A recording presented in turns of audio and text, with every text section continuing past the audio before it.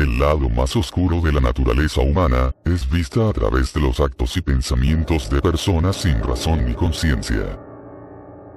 Personas que en apariencia eran comunes, pero en realidad resultaron ser psicópatas, que encontraban placer en causar dolor y muerte hacia los demás. Estas citas de asesinos en serie, de monstruos como Charles Manson, Albert Fish o John Wayne Gacy, revelarán las profundidades de la psique del ser humano.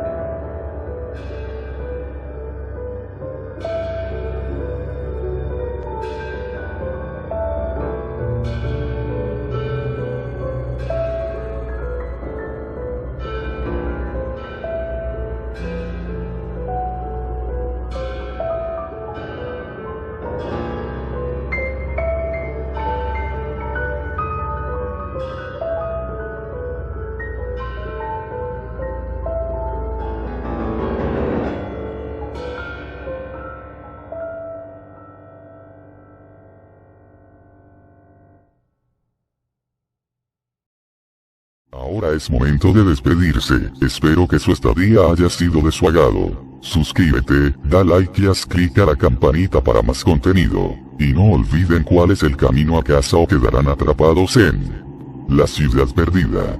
Buen viaje.